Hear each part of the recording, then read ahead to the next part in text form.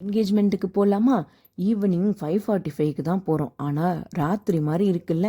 Last வீடியோவில் என் அம்மா அப்பா ஒரு ஃபங்க்ஷனுக்காக வந்திருக்காங்கன்னு சொன்னேன்ல, அது இந்த என்கேஜ்மெண்ட் தான். என் அம்மாவோட கசினோட பொண்ணுக்கு தான் என்கேஜ்மெண்ட்டே. ஆக்சுவலி இந்த என்கேஜ்மெண்ட்டே டீம்ஸ் காலில் தான் நடந்துச்சுன்னா நம்புவீங்களா? ஆமாங்க, பொண்ணும் பையனும் யூஎஸில் இருக்காங்க. அவங்க பேரண்ட்ஸும் கொஞ்சம் ரிலேட்டிவ்ஸும் தான் இந்த என்கேஜ்மெண்ட்டில் இருந்ததே. இங்கே இருந்து நிச்சயதார்த்த பத்திரிகை வாசிக்க யூஎஸில் அவங்க ரிங்ஸ் எக்ஸ்சேஞ்ச் பண்ணிக்கிட்டாங்க. இங்கே இருந்த பெரியவங்க எல்லாரும் ஆசீர்வாதம் பண்ணாங்க. எல்லாம் இந்த டெக்னாலஜியோட வளர்ச்சி தாங்க. இதுக்கு தானா ஃபுல் மேக்கப்பில் வந்தோம் அப்படின்னு இருந்துச்சு. அப்புறம் சோறு தானே முக்கியம்னு சாப்பிட போயிட்டோம். பொண்ணும் பையனும் இல்லைன்னா என்ன, சாப்பாடு சூப்பராக இருந்துச்சு. நல்லா சாப்பிட்டுட்டு கிளம்பும்போது ரிட்டன் கிஃப்ட்ஸ் கொடுத்தாங்க.